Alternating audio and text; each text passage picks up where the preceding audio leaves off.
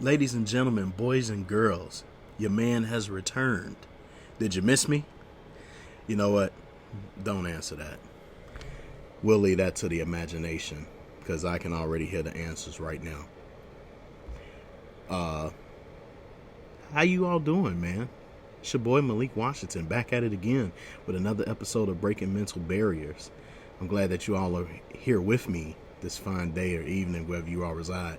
This hot fine day or evening wherever you all reside. Well, right now it's pretty cool down since it's nighttime and whatnot.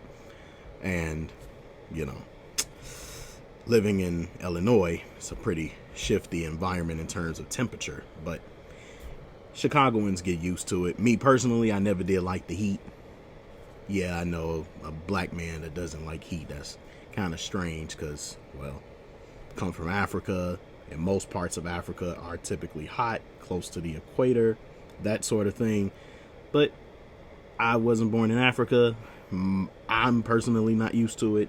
I get headaches, and it doesn't go too well with me. Shifty moods, all of that when I get hot. I prefer the cold. I would rather be somewhere in Iceland or Siberia or some shit like that. But that's neither here nor there. That's just a little background information as to what the temperature is like today. Nonetheless, ladies and gentlemen, how has everyone been? Ooh-wee. It has been a roller coaster, and I know that y'all know that it has been a roller coaster. You've seen the events, you've seen the things that have been happening with the new president, the Biden administration, the political spectrums going at each other. It's just been a lot going on. The rise in crime rates, taxes. Let's not talk about that gas though. And shamefully, a lot of this push, the big boogeyman that exists right now, I would like to argue would be now this teach this concept that was once taught in the 80s in law school is now being brought back up to speed. But people, a lot of people are starting to recognize now is a bit more of a curriculum that teaches about racial divide. And this concept that I'm talking about is critical race theory, which we'll talk about later down the road. But it basically encompasses this ideology. If we want to talk about it's one of its many elements, is that it tries to push this narrative that there is a system in place that keeps people of color down, specifically African descendants of slaves that live here in America. It keeps them down, and as a result of these systems that are set in place, these systems make it disadvantageous for people of color to be able to succeed and do the thing to achieve and attain wealth, of which could be attained similar to Europeans, but it is hindered by these systems itself. So basically giving these implications that people of color cannot really make it in this country like a European or someone of European descent could, because the system is specifically set for white people and only white people. Just like how some people would argue, Cory Bush, that the 4th of July is specifically for white people and not for people of color. But yet people of color reside here in this country, and they have contributed and attributed to much of the historicities that we have here in America today, as anyone else has, right? America is not just white people, at least not anymore. Not since the 13 colonies. America consists of a smorgasbord of various cultures, various ethnicities, people who are basically now a melting pot. People are mixed with damn near everything, including myself. Nevertheless, I still have obviously the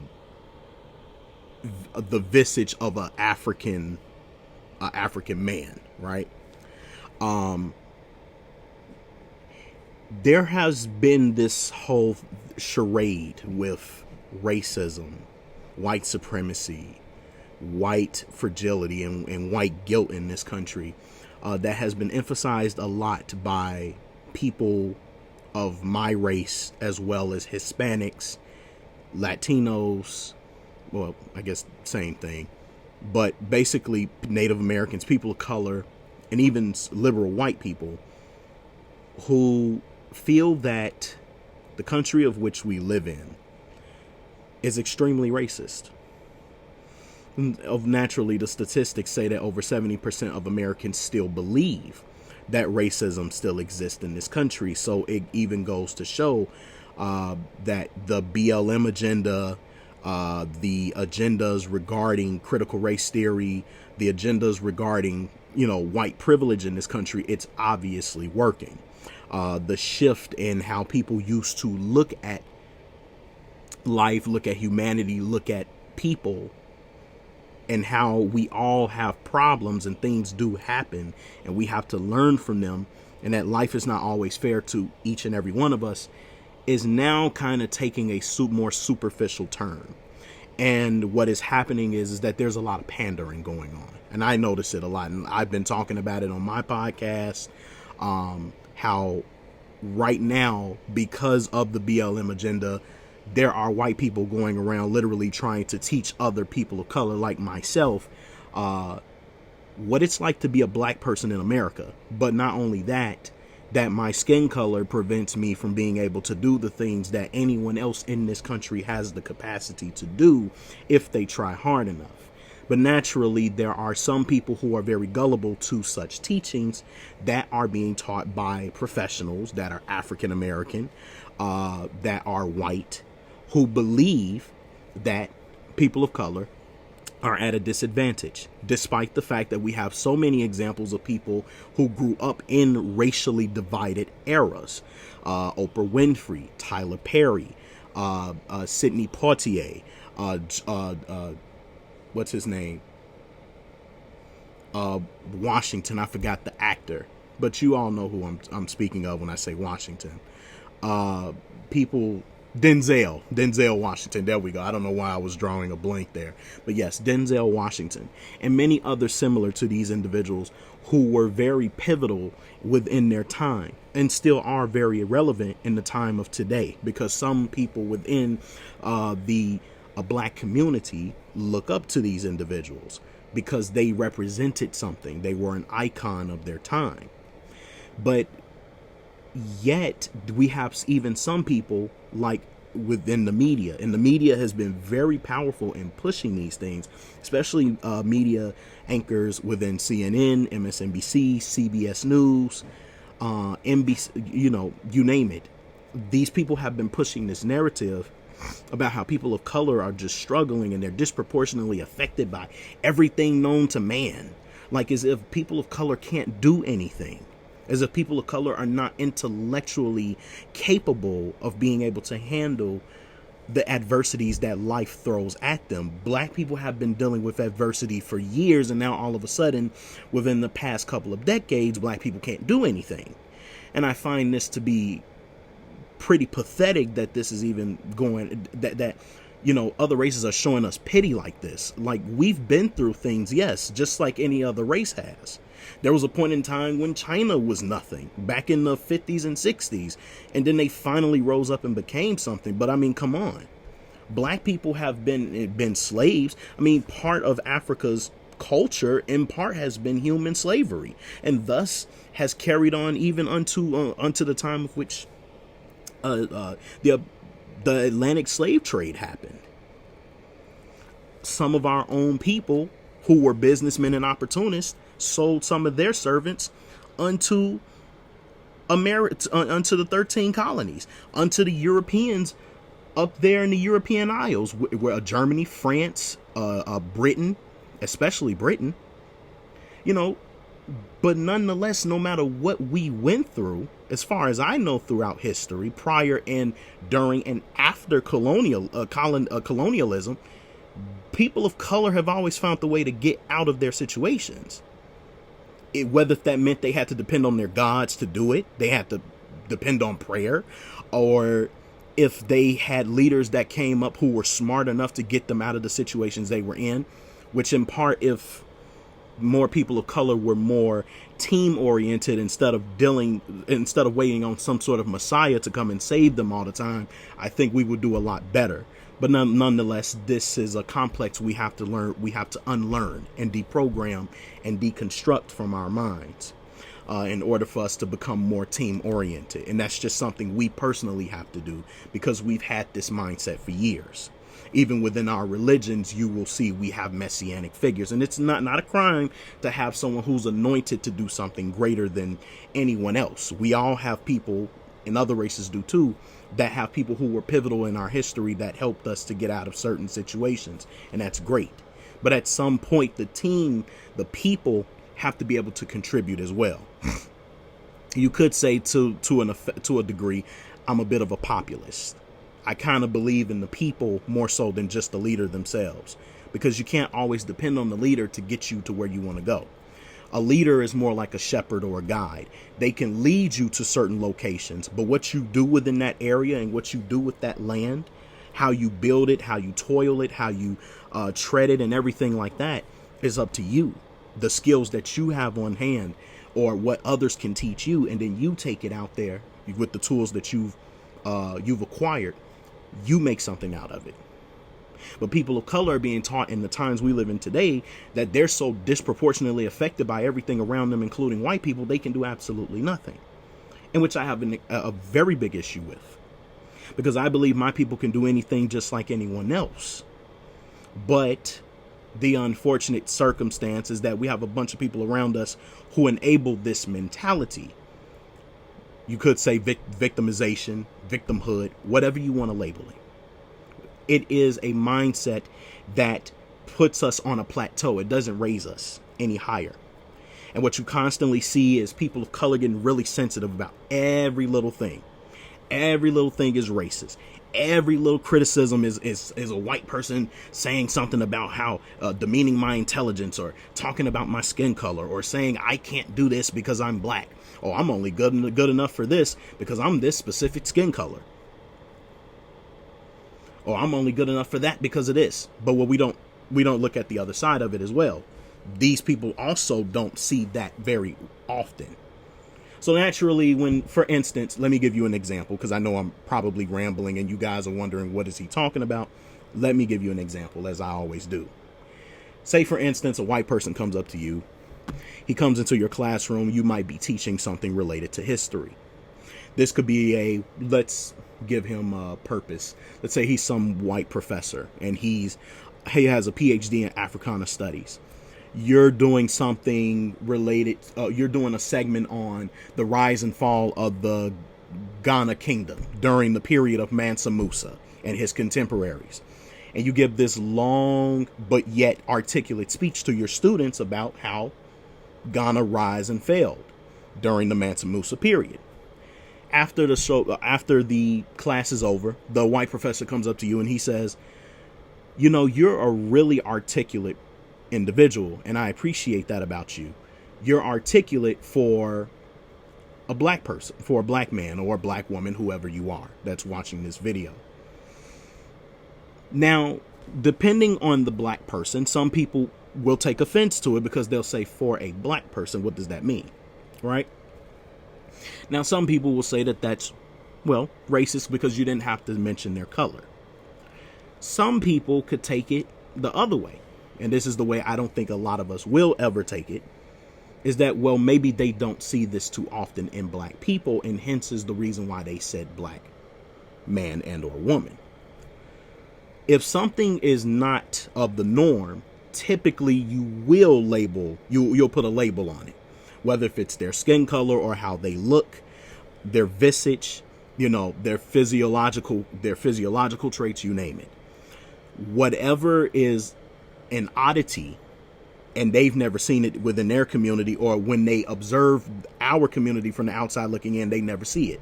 Typically, they might only see a person of color who speaks Ebonics, who has a certain colloquialism within the community that is uncanny within their own community, because most white people believe in being articulate, getting their education,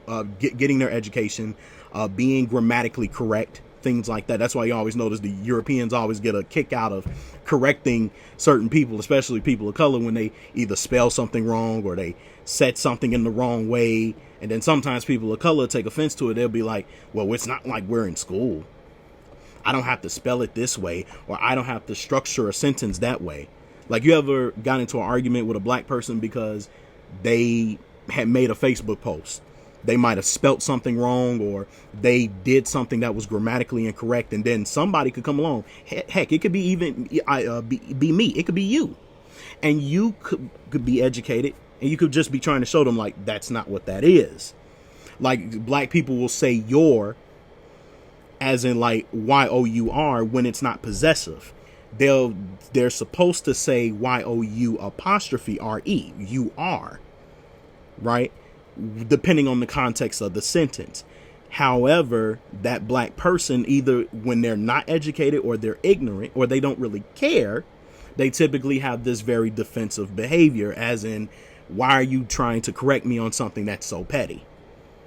So when something is an oddity to somebody, naturally they point it out. If you are articulate, if you're grammatically correct, if you spell things correctly, they will usually mention your color because they've never seen a quote unquote black person speak well. It happens. But to some of us, we get very sensitive about these things. So that's why these jobs and, the vicinities and the municipalities try to push these laws, especially laws related to race. They try to push these laws where now they're trying to teach people how to be more sensitive to cultural differences, because you don't know how a person is going to take it when you say certain things, which to me, I think some things are a bit petty, because you could look at it from a different angle, or you could just not listen to what they're saying, right? Or not take it to heart. But some people out here do. So you have to kind of heed warnings. But this is the world that we've come to, a very sensitive world, a very politically correct world, a world of which you cannot joke about people's size, color, skin, shape of head, the look of their faces. You can't say anything that's going to, I guess you could say, be pejorative in nature, right? Whereas people used to signify, you can't really signify anymore, because if you say the wrong thing, well, might get that C word to your shows, to your podcasts, to your pages. You all know what I'm talking about. That magic word that the leftists love, and it's also the same word that the right hates, because the right gets attacked because of the C word. And that C word that I'm talking about, canceled. Sorry, I was getting my Joe Biden on when I was whispering. So weird, right? I don't know what the hell that's all about. And let's not even get started on Joe Biden. Joe Biden, can't stand that man. Can't stand him. But he's old. And I try to give him the benefit of the doubt in that context that he is old. But, ladies and gentlemen, we've had presidents previous to him that were old, but they still they were in their right minds. Look at Bernie Sanders. Bernie Sanders has to be either older than Joe Biden or better. And yet the man still has his right mind. He's not demented. He speaks very well. And despite the fact that I don't agree with 95% of the things that Bernie Sanders says, neither his socialist ideals, I do commend him for being able to articulate his points, being coherent in the things that he's saying, and expressing himself in the most concise way possible when he's driving his points along. Even though many people may not agree with him, and even though many may agree with him. But him being old, he could be a better president right now than Joe Biden, simply because off of that alone, he's able to get across what the American people either do or do not want to hear when the press is asking direct questions. Joe Biden gets asked a question, the man doesn't even know what to say. He can't finish half a sentence. He's fragmented in his speech. You all know this. I know this. We don't even have to argue this. This is a case of a demented man. This man literally needs a note card that he takes out of his pocket, has to read it, and when he's asked a direct question, tough questions at that, the man couldn't even read what was on the note card. He said, "I don't know." when he went up there to Wisconsin to an ice cream shop. That's ridiculous. Our enemies are seeing this. China is seeing this. They're going to take advantage of them. And as I've been telling you, ladies and gentlemen, especially for those who are on the right and y'all are diehard supporters of Trump, I told you to hold on and be steadfast. I said, because watch what this president is going to do. Watch him. Watch his policies. I said, you don't have to like him. You don't have to say that. You don't even have to say he's your president. You have every right to feel how you feel. You could believe that the election was stolen, even though some people will call you a conspiracy theorist at the end of the day. Some people will still say that you're hanging on to false hope, all that crap, like what people on the opposite side will naturally do. They're going to insult you. They're going to make you feel some kind of way. They're going to try to tear you down because they know that they got you in a place. They got you in a place where you feel bad. You know, victory stings. So they want to keep on gloating about your downfall. That's what the other side does. But I told you to hang on, because watch what he's going to do, and look what his policies are doing. Crime is at an all-time high, especially people of color. Black people do not want to discuss this. And for what the reason is, I don't know why. Very few of us are, but a lot of us aren't. A lot of us aren't. Grassroots organizations, especially in Chicago, they are attempting to try to get this out, that people in Chicago are dying in droves. It is so bad in the crime-ridden neighborhoods that literally some black people are even saying we might even need the military to come in and stop this madness with all the gang violence and the gun violence. But yet Joe Biden wants to push anti-gun laws. Joe Biden wants to push, let's get rid of AR rifles. Making it easier for criminals to rob and, kill people, but making it harder for citizens to be able to defend themselves. Because clearly governments want power over their people. And we have forgotten the art of democracy, because apparently the government rules and we are the ones that heed to the government. I thought the government was heeding to us. But apparently in America, it has been turned all the way around, despite the fact that we voted these people in office. And then when they get in office, they have ulterior motives, and they're using the American people's ignorance and fear to push hatred on each other. But let's get back to it. Violence is at an all-time high, and it's not just in Illinois. It's in multiple states, over 30 plus states. This should literally be a national emergency, but they won't even talk about that. Right?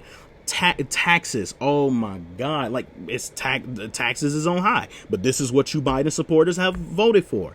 Right? But then you want to complain that the taxes are high. We've been trying to tell you that. You didn't want to listen. Nobody ever listens until the actual issue comes to fruition.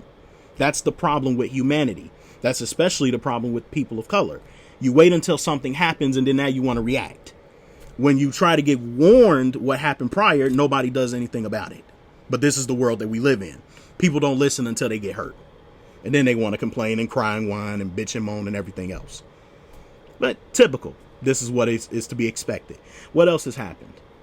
We got a demented man in office. That's not good. That's not good at all.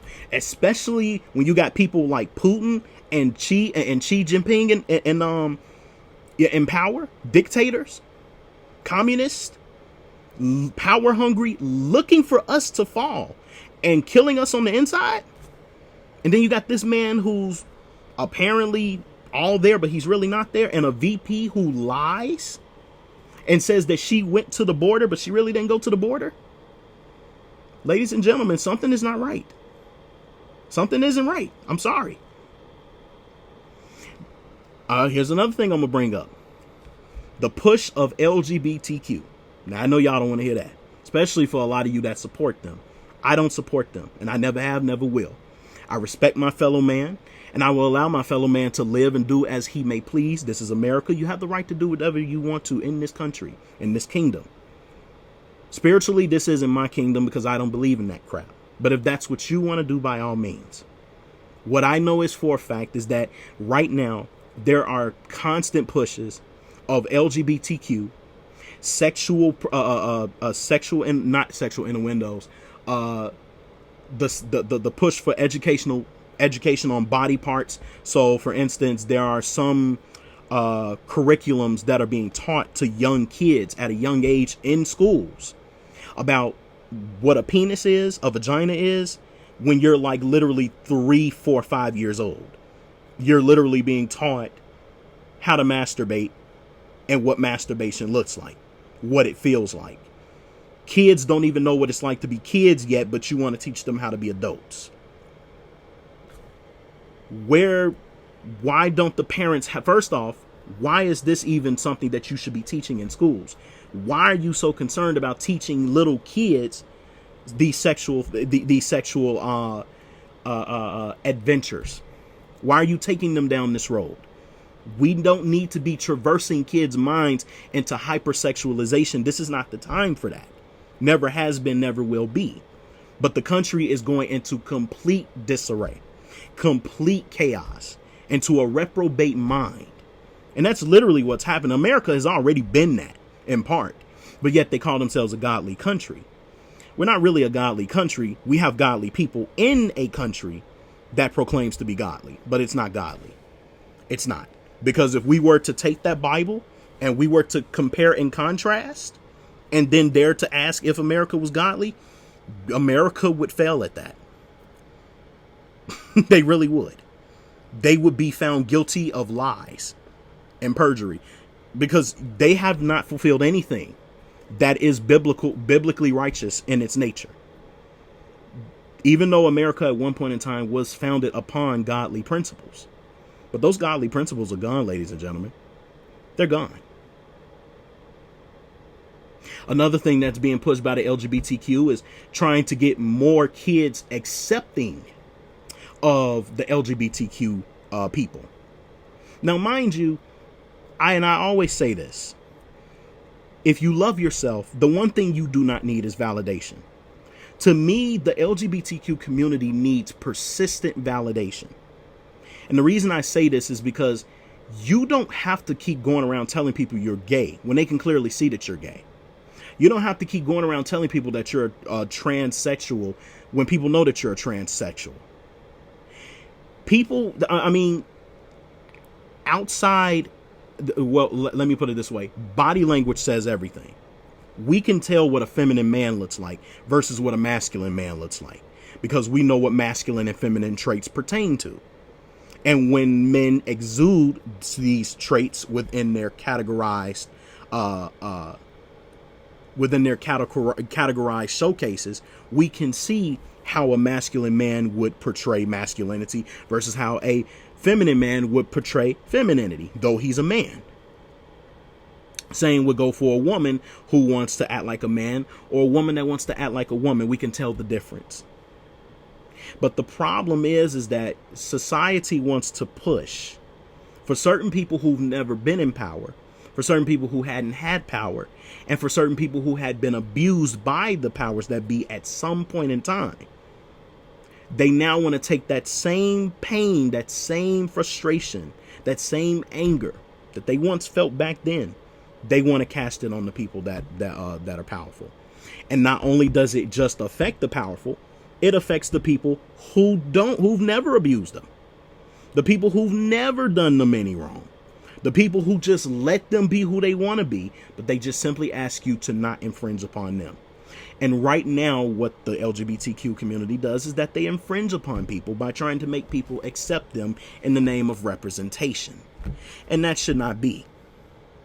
If I know that I love being a fat person, I don't have to go on a body positivity campaign to prove that I love myself and that I'm confident in who I am.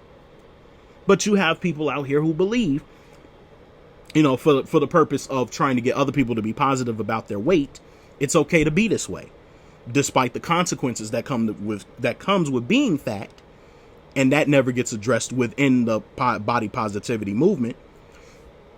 But confidence is what they represent. And ladies and gentlemen, the point of this video in its entirety is that the new warden in America is deaf. And not only that, but selfishness. Not to being able to take accountability for one's actions, not being able to see what's going on in the society of which we live in today, not willing to learn from our mistakes that we deliberately make, knowing that we made multiple mistakes in the past, but we continue to make them. We want to make the warden of the country deaf, because people are dying as a result of their ignorance. People are dying as a result of just not calling out the evils which exist and persist in this world. And until we begin to finally see the true nature of the beast, in which my next video, we're going to talk about that. Matter of fact, we're going to do it today. But when we don't call out the nature of the beast, the people can't wake up.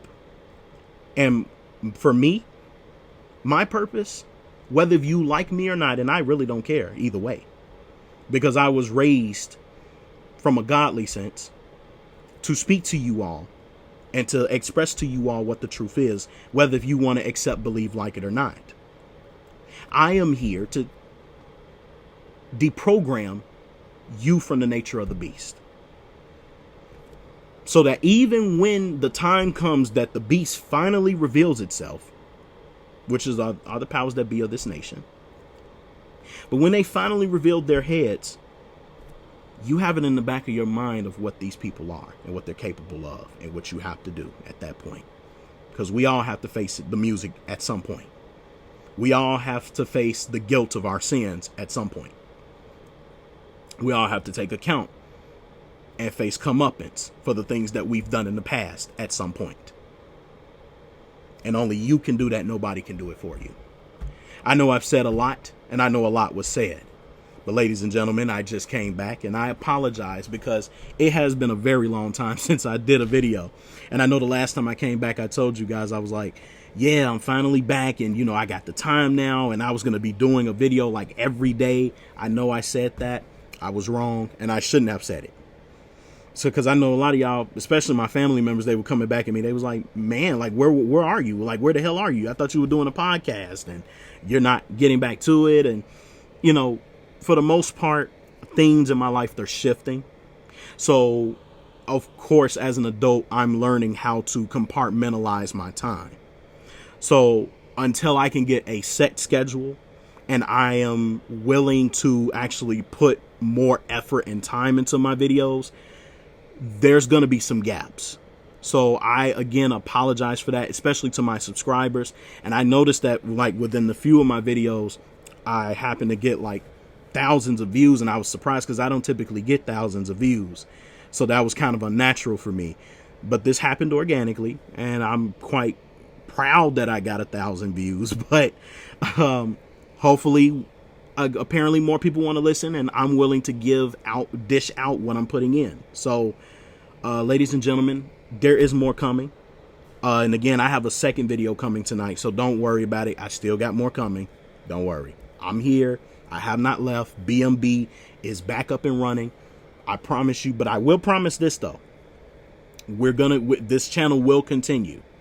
For as long as I'm breathing, it will continue, and content will be on here every so often until further notice. That I can promise you. Whether if I'm gone for a month or 3 months, and I pray to God it won't be 6 months, but you get my point. So with that, ladies and gentlemen, I'm back. Missed you all. Had a lot to think about. There's been a lot of success in my life, so I've been enjoying that naturally. And I thank y'all every day for it. And yeah, I just want to take it, do better, give others the same kind of glory that I have. And I'm here for you all. So whether if you like me or hate me, I'm still here. I'm not going anywhere. Really don't care how you feel, because I've been doing this for a long time. And people that are close to me, y'all know this. Been doing it for a while. You know how I roll. You know where I stand. You know what my square is. And I'm standing on it. I'm not going anywhere. But ladies and gentlemen, that concludes this video. After a while, the new warden in town is deaf. Have a good day or good night wherever you reside. And I thank you for listening. If you got this far, stay tuned until next time. And with this, I say peace.